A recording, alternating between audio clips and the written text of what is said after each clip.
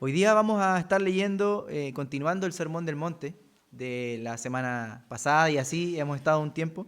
Hoy leeremos en Mateo 7, del 7 al 12. Vamos a estar orando, o leyendo y luego orando.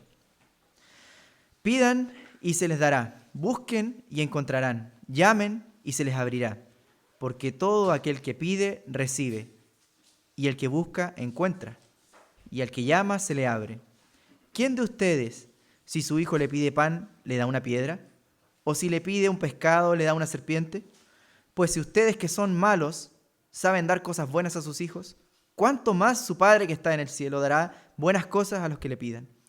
Así que todo lo que quieran que la gente haga con ustedes, eso mismo hagan ustedes con ellos, porque en esto se resume la ley y los profetas. Señor, te damos muchas gracias por este momento. Gracias porque tu palabra es viva y es eficaz, Señor. Porque tu palabra nunca vuelve vacía, Señor. Porque tu palabra nos ilumina nuestro corazón y nos muestra el camino de salvación en Jesucristo.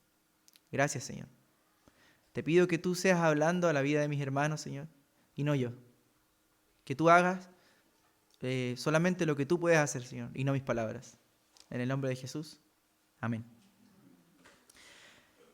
Si recordamos bien lo que se trató el sermón del domingo pasado, nos daremos cuenta que a simple vista cuesta un poco conectar eso con lo de ahora. El domingo pasado estuvimos hablando sobre no juzgar con mayor facilidad los pecados del otro antes que los nuestros, ¿cierto? Y ahí la viga en mi ojo y la paja en el ojo del ajeno, del hermano. No echar las perlas a los cerdos, un tema bien complicado que cualquiera que tenga dudas al respecto puede consultar al sermón del domingo pasado. Y de ser ayuda sin ser hipócrita. Toda esta misión, todo esto que se habló el domingo pasado, es demasiado difícil sin la gracia divina. Imposible, de hecho. Pidan y se les dará. Busquen y encontrarán. Llamen y se les abrirá. Estas palabras cobran sentido cuando comprendemos que nada de lo que se habló el domingo pasado es posible sin la intervención divina. Pide, busca y llama a aquel que puede hacer posible en nosotros todo lo que el Sermón del Monte ha hablado. Es desafiante el Sermón del Monte, es contracultural, es imposible de realizarlos por nuestros propios medios. Ahí apunta estas palabras: pide, llama y busca. Y cuando falles, recuerda siempre, porque vamos a fallar, lo hacemos a diario, que puedes refugiarte bajo el cumplimiento perfecto de Cristo en la cruz. Él cumplió a cabalidad todas sus demandas del Sermón del Monte. En este pasaje vemos una clara instrucción sobre la oración, y aunque la palabra oración no sale explícitamente, es implícito. ¿A quién vamos a pedir? ¿A quién vamos a buscar? ¿A quién vamos a llamar? Solo a nuestro Dios en oración. Y no es la primera vez que se habla sobre esto en el Sermón del Monte. No sé si recuerdan, hace unos domingos atrás, varios, no sé cuántos exactamente, pero varios domingos atrás, me tocó a mí también predicar, fue la primera vez que prediqué aquí, sobre la oración. No sé si lo recuerdan. O sea, no a mí, sino a lo que el sermón se trataba. Eran dos temas muy importantes. El primero era la hipocresía farisaica y el segundo era el formalismo pagano. Estas palabras que son quizás medio rebuscadas, en simples palabras sería así: no ores, no oro, para que los demás nos escuchen, sino que oramos porque estamos frente a Dios y es a Él a quien van dirigidas nuestras palabras. Eso es tipificado como una hipocresía farisaica en aquella vez, en ese sermón. Y el formalismo pagano se refiere a no ocupar vanas repeticiones, palabras repetitivas, y acercarnos a Dios de manera irreverente sin ser conscientes de las palabras que utilizamos al acercarnos a Él. Y Él nos da una oración modelo en aquella oportunidad, que es el famoso Padre Nuestro, que lamentablemente se ha utilizado para ser repetido sin ser consciente de las palabras que ahí salen. Ahora, sin embargo, esta temática de la oración se toca para ser vista de manera activa, invitándonos a orar y mostrándonos las promesas y bondades que obtenemos en esta oración. Porque no hay nada más gratificante que tener plena convicción de que nuestras oraciones, todas sus oraciones, son escuchadas. No oramos al techo, no oramos a las paredes. Pedimos y se nos da. Buscamos y encontramos. Llamamos y se es abierta la puerta. Nada es más gratificante que saber de que nuestro buen Dios escucha nuestras oraciones. Nuestras oraciones están dirigidas a Dios y Él tiene cuidado de las aves del cielo, Él tiene cuidado de las plantas del campo. ¿Cómo Él no va a tener cuidado de nosotros, mi hermano? Que oramos y que nos entregamos a Él en oración. Nosotros somos sus criaturas, las aves del cielo también. Todo lo que existe es creación suya, pero Él ideó un plan de redención para nosotros, para rescatarnos de nuestros pecados. ¿Cómo Él no va a querer escuchar nuestras oraciones? Estas palabras se utilizan como verbos, y este verbo está escrito en el presente del imperativo. ¿Qué significa esto? Que es un mandato continuo. Pidan, busquen y llamen. Se nos manda, pero no hacerlo una vez, sino hacerlo de manera continua. Y esto indica la persistencia con la que deberíamos dar a conocer nuestras peticiones a Dios. No buscamos acercarnos a Dios de manera esporádica, orar por ahí un día, después esperar que el resto del mes esa oración nos cubra el resto que queda del mes. O tampoco buscamos orar en la mañana, gracias Señor, rapidito parto a la pega, y esperando de que eso, no sé, sirva como un paraguas de bendición para el resto del día. A veces hemos considerado algo como eso. Pero la oración es un medio de comunicación con Dios. Es una forma en la que nosotros como cristianos tenemos que comunicarnos con Dios. Las promesas en el versículo 8 son hechas de manera universal, porque todo aquel que pide, recibe, y el que busca, encuentra, y al que llama, se le abre. Todo aquel. Porque todo aquel que está en Cristo goza de lo que Él compró en su vida, en su muerte y en su resurrección. Todos, hermanos. Hay un pasaje muy conocido que utiliza esta palabra todo, que es porque de tal manera amó Dios al mundo que entregó a su Hijo unigénito para que todo aquel que en Él cree no se pierda, ¿cierto? Y la pregunta aquí es, ¿estas promesas son para todos? La respuesta es sí. Estas promesas son para todos. Todos los que están en Cristo. Todos los que creen en Jesucristo. Y luego Jesús pasa a ilustrarnos esto mismo en una parábola doméstica, ¿ya? Que es un niño que se acerca a su padre con una petición. Y acá todos los que somos papás, tenemos a nuestros hijos pequeños, quizás lo tenemos más presente, pero a los que son papás de hijos más grandes lo recordarán. Un hijo constantemente se acerca a nosotros a pedirnos cosas, ¿no? Algunas veces de manera más amable, papito, por favor, dame esto, mamita, dame esto. Y otras veces con un grito de lleno, ¿no? Papá, mamá, y ahí hay que estar. El hijo se acerca al padre, se acerca a la madre. Y Jesús lo retrata de la siguiente manera. ¿Quién de ustedes, si su hijo le pide pan, le dará una piedra? ¿O si le pide un pescado, le dará una serpiente?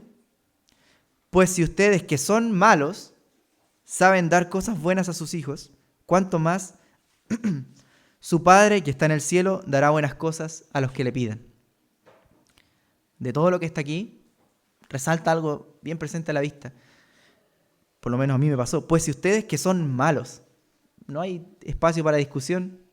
Jesús dice, pues ustedes que son malos. Y sigue. Si tu hijo o hija, mi hermano, se acerca a ti a pedirte algo, ¿le darás algo que se parece un poquito a lo que te pidió, pero en realidad es una cosa totalmente distinta? Por ejemplo, una piedra en vez de un pan. Por supuesto que no. En este aspecto, nosotros como presbiterianos, ¿cierto? Como reformados, nos suscribimos a unas doctrinas, ¿ya? Estas doctrinas, ¿qué significa la palabra doctrina? Es una enseñanza que nosotros encontramos en las Escrituras. En breves palabras sería eso. Y hermanos teólogos en la historia se han preocupado de ir sistematizando estas doctrinas, cosa de que podamos encontrar de manera más breve y concisa lo que la Biblia dice. Es eso en el fondo. Y las han sintetizado de manera de que lleguemos, como decía, de manera más rápida. Y una de estas doctrinas es las doctrinas de la gracia. ¿ya? La depravación total, la elección incondicional, expiación definida, llamado eficaz, gracia que persevera. Tienen otros nombres ahí porque no iba a dar el tiempo como para explicar cada una de ellas, pero por ahora digamos que estas son como corcheas de otra partitura, porque no vamos a hablar de esto. De una de ellas sirve para este momento, que es la depravación total. En breves palabras, esto es que fuera de la gracia, nuestras mentes están oscurecidas por el pecado. Somos incapaces de comprender la verdad, nuestros corazones están contaminados, somos incapaces de amar la verdad. No podemos por nuestras propias fuerzas acercarnos a Dios. Él se acerca primero a nosotros, regenera nuestro corazón y luego nosotros nos acercamos a Él. Bueno, de este pasaje, como el que acaba de mencionar Jesús, es donde se desprende esta doctrina. Jesús dice, pues ustedes que son malos. La bondad de Dios y su misericordia son tan grandes que aunque hay pecado en nuestros corazones, Él nos permite ser buenos con nuestros hijos. Dios en su bondad nos permite dar cosas buenas a nuestros hijos. Imagina, mi hermano, cuánto más Él, nuestro buen Padre, sin pecado, nos dará buenas cosas a nosotros. Cuando pensamos en cosas, a veces cometemos el error de materializarlo, ¿ya? No nos estamos refiriendo a que nuestro buen Padre nos dará buenas cosas, un buen auto, una buena casa, un buen trabajo. De hecho, ni siquiera cuando hablamos de pedir, llamar y buscar, estamos refiriéndonos a buscar o pedir estas bendiciones materiales. Estamos hablando de algo espiritual. Antes de ahondar un poco más en eso, vamos a ver dos posibles objeciones, eso quiere decir cosas negativas, a la oración. La primera de ellas, la oración es impropia. No se vayan a llevar en mente, hermanos, que el hermano nos enseñó hoy día de que la oración es impropia. No, estas son objeciones negativas. Si tenemos esta impresión, probablemente tengamos una falsa imagen de Dios. Si creemos que nos acercamos a Dios para informarle sobre lo que nos sucede, y además que Él está obligado de darnos lo que le pedimos, definitivamente hemos perdido el foco. Jesús hace unos capítulos atrás dijo, nuestro Padre Celestial sabe de lo que nos hace falta antes de que se lo digamos. Las dádivas que Dios nos da no dependen de nuestras peticiones. Lo que Dios nos da no depende de nuestras peticiones. De hecho, Dios nos da cosas más buenas de las que pedimos. ¿O acaso los padres que están acá en la tierra esperan que su hijo se acerque a pedirle algo para darse cuenta de que el hijo necesita algo? No, menos nuestro Dios, que es omnisciente, Él conoce las intenciones de nuestro corazón. ¿Cuánto más su Padre que está en los cielos dará buenas cosas a los que le pidan? Pareciera que hubiese una contradicción. Él nos incentiva a pedirle. Pero las dádivas, las buenas dádivas de Dios, no dependen de nuestras peticiones. Hay una aparente contradicción ahí que se resume o se resuelve de la siguiente manera. Nosotros no sabemos qué pedir. Y cuando creemos que sabemos y pedimos y el Señor nos da otra cosa, debemos estar conscientes de que su voluntad es mejor que la nuestra. De que lo que Él nos da es mejor de lo que nosotros estamos pidiendo. Nosotros vemos hasta aquí nomás. Hoy día estaba con harta neblina mientras veníamos para acá, neblina, y avanzábamos poquito, no pudimos, por eso llegamos tarde, igual veníamos atrasados, pero no podíamos avanzar, veíamos hasta aquí nomás y de pronto apareció un caballero por la orilla, lo vimos súper encima, pasamos, no pasó nada. Pero nosotros vemos hasta ahí, ese es nuestro panorama. El panorama de Dios es totalmente distinto al nuestro. Él ve mucho más allá que lo que vemos nosotros, y lo que nosotros creemos que es bueno para nosotros, Él tiene algo mejor. Él tiene algo mejor. Y aunque estemos en situaciones difíciles, en medio de enfermedades, de dificultades, podemos confiar. Y hermanos, podemos confiar de que Él nos ha puesto en ese lugar porque Él considera que es bueno para nosotros. La relación que hay entre pedir a Dios y recibir de Dios no es porque Él ignore y necesite de nuestra información. La razón no tiene en realidad que ver con Dios y su voluntad, más bien tiene que ver con nosotros. Y nuestra absoluta dependencia a recibir humildemente lo que Él nos dará. En la oración no persuadimos a Dios, sino más bien luchamos nosotros mismos para someternos a Dios. Eso es lo que tenemos que pedir en nuestras oraciones. Pidan, llamen y busquen lo que necesitan, sí. Pero antes, pidamos, hermanos, amar su voluntad. Porque su voluntad es mucho mejor que la nuestra. La segunda objeción es que la oración es innecesaria, dicen. Esto surge más desde nuestra experiencia que de la teología o de leer la Biblia. Los cristianos solemos mirar a nuestro alrededor y vemos que a la mayoría de las personas les suceden cosas buenas sin oración. En verdad parece que ellos reciben sin oración las mismas cosas que nosotros recibimos con oración. Consiguen lo que necesitan trabajando y no orando. Aquellas personas cesantes consiguen trabajo saliendo a buscar trabajo y no orando. La madre da a luz a su hijo o hija mediante técnicas médicas y no orando. El sustento financiero llega al hogar tras horas y horas de trabajo y no orando, dirán algunos. Podemos ser tentados a decir que esto demuestra que la oración no hace un gramo de diferencia y es simple aliento desperdiciado. Pero espera un momento. Necesitamos distinguir algo muy importante en esto. Las dádivas de Dios por un lado como creador y las dádivas de Dios por otro lado como nuestro Padre. Quizás mejor dicho de otra manera, sus dádivas de creación y sus dádivas de redención. Es perfectamente cierto que Dios da cosas buenas, sea que la gente ore o no ore. Trabajos, hijos, etc. Da vida y aliento a todos. Hace que el sol salga sobre buenos y sobre malos. Ninguna de estas dádivas dependen de reconocer a Dios como creador, ni tampoco de nuestra oración. Pero las dádivas de redención son totalmente diferentes. Él no otorga salvación a todas sus criaturas. Todo el que invoque el nombre del Señor será salvo, dice su palabra. Las buenas cosas que Jesús dice que el Padre da a sus hijos no son bendiciones materiales, sino bendiciones espirituales. El perdón de cada día, la liberación del mal, la paz, el aumento de la fe, la esperanza, el amor, las obras del Espíritu Santo que mora en nosotros como la bendición completa de Dios para nuestra vida. En este pasaje la oración suena bastante sencilla. Pidan, busquen, llamen. Cuando Jesús habla acerca de ella, a veces pareciera una simplicidad que suele ser un poco engañosa. Pero detrás de estas palabras hay presuposiciones muy importantes que debemos considerar. Lo primero, la oración presupone conocimiento, ya que Dios da sus dádivas solamente si ellas están de acuerdo a su voluntad. Tenemos que esmerarnos en descubrir la voluntad de Dios. ¿Y dónde podemos hacer eso? Si no es en su palabra, en las Escrituras.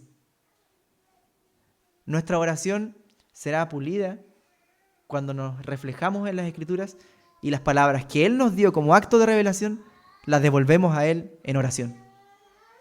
Eso lo podemos hacer con los salmos. Podemos tomar un salmo, podemos leerlo, podemos orar ese salmo, porque son las palabras que Él nos dio para que nosotros nos comuniquemos con Él.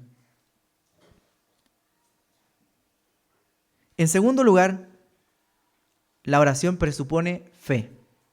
Una cosa es conocer su voluntad y otra muy distinta es humillarnos ante Él y expresar nuestra confianza en que Él es capaz de cumplirla, de cumplir su voluntad, que Él es todopoderoso para llevar a cabo sus preceptos. Y en tercer lugar, la oración presupone deseo. Podemos conocer la voluntad de Dios, creer que Él puede realizarla y aún así no desearla. Así entonces, antes que pidamos, tenemos que saber qué pedir y si ello está de acuerdo a la voluntad de Dios. Tenemos que creer que Dios puede concederlo y tenemos que desear genuinamente recibirlo. Para finalizar, vamos a dar una breve reflexión sobre el versículo 12, que está al final de nuestro pasaje, que dice así: Así que todo lo que quieran que la gente haga con ustedes, eso mismo hagan ustedes con ellos, porque en esto se resume la ley y los profetas. Esta frase se ha dicho de muchas veces, se le ha adjudicado a ciertas personas, así como no hagas lo que no te gusta que te hagan, una cosa así. Pero esa frase en específico, la última que nombré, es una frase que es inactiva en realidad. Te está diciendo, no hagas lo que no te gusta que te hagan. Pero esta frase de aquí es activa. Todo lo que te gusta que hagan contigo, eso tú hácelo con los demás. Al comienzo de este capítulo hemos notado la contracultura cristiana, y no es simplemente un sistema de valores y un estilo de vida individual, sino un asunto comunitario. Una comunidad de creyentes. Es un asunto de familia, este Sermón del Monte. Y este es un asunto de familia, de la familia de Dios. Probablemente los dos elementos más trascendentales de nuestra conciencia cristiana sean el reconocimiento de Dios como nuestro Padre y el reconocimiento de nuestros compañeros cristianos como nuestros hermanos y hermanas, teniendo siempre presente la responsabilidad con aquellos que no están acá, que no se cuentan entre las filas como hermanos, que están fuera de la familia de Dios y a quienes queremos sin duda verlos acá adentro. Si Dios es bueno con todos los que buscan en oración, con todos los que le buscan en oración, sus hijos tienen que ser igualmente buenos con todos. Si nuestros compañeros cristianos son verdaderamente nuestros hermanos y hermanas en el Señor, es inconcebible que seamos otra cosa que constructivos y atentos en nuestra actitud hacia ellos. Recuerden, todo esto es posible con la intervención divina. Y tenemos una responsabilidad como cristianos. En cuanto a los que están fuera de la familia, existe un caso súper extremo, que fue el caso del versículo 6 de la semana pasada. Esto de perros y cerdos, que para cualquiera que no vino, lo invito, YouTube, Iglesia Presbiteriana, dar like y suscribirse, y véanlo. El pastor dio una explicación sobre de qué se trata esto de perros y cerdos. Pero este no es el caso típico. Es un grupo excepcional de gente obstinada, a quienes podríamos decir que se han emperrado o encerdado en su rechazo a Jesucristo. Pero si el versículo 6 es la excepción, el versículo 12 es la regla, y es una regla de oro. Todo lo que quieran que la gente haga con ustedes, eso mismo hagan ustedes con ellos. Si con actitud sensible nos ponemos en el lugar de la otra persona y deseamos para ella lo que desearíamos para nosotros mismos, nunca seremos avaros, sino siempre generosos. Nunca seremos ásperos, sino siempre comprensivos, nunca crueles, sino siempre bondadosos. Un amor tal está fuera de nuestro alcance, si no contamos con la gracia de Dios. Su propio amor es una de las cosas buenas. Cuando habla del pasaje de las cosas buenas que nos van a dar, es su propio amor. Este amor que Él nos da en Cristo, por medio del Espíritu Santo, en respuesta a nuestras oraciones.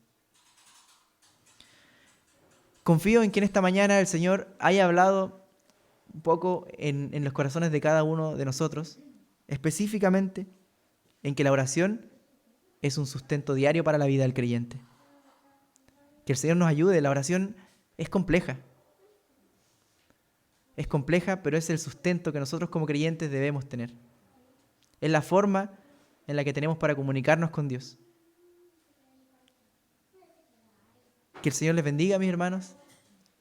Que el Señor talle en sus corazones su palabra, nos edifique, nos dé ese abrazo tierno de sus palabras, del amor que Él nos entrega en ella, pero que también nos muestre nuestro pecado, nuestro error, nuestra dificultad, nuestras fallas, mientras Él mismo se acerca a ayudarnos a solucionar eso en Jesucristo. Eso es lo bondadoso del Evangelio, lo maravilloso del Evangelio, que nos muestra la dificultad, que nos muestra el diagnóstico, pero que no nos deja así a la deriva, que no nos deja sin remedio, que no nos deja solos. Él se adentró en nuestras dificultades.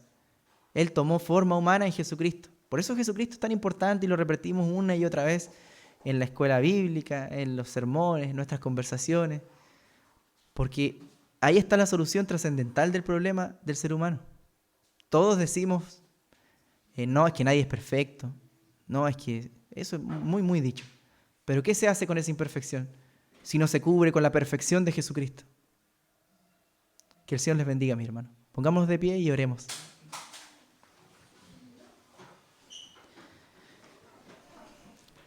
Gracias, Señor, por la felicidad que tengo de poder estar junto a mis hermanos, Señor. De poder verlos, preguntarles cómo les fue en la semana, animarlos y ser animados por ellos, para poder seguir este peregrinar cristiano, que no es fácil, pero que es liviano, porque depende de Jesucristo. Gracias por tu palabra, Señor, y te ruego que durante la semana, cuando estemos con nuestra mente llenas del ajetreo diario de nuestro trabajo, de nuestras responsabilidades, Señor, seas tú trayendo un momento de reflexión, de detenernos, Señor, de mirarte a ti, cerrar nuestros ojos y orar. Ayúdanos, porque si no nos ayudas, Señor, nuestro corazón obstinado, Señor, buscará otro lugar en el cual refugiarse, Señor. Te necesitamos a ti, nuestro buen Dios y Salvador. En el nombre de Jesús. Amén.